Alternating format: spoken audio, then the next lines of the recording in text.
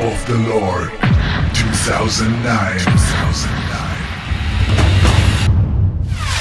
Amalapari was born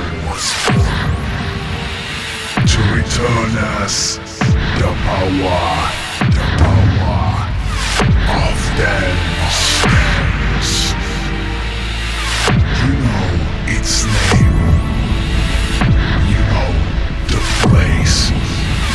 This year we are back to give you more than ever.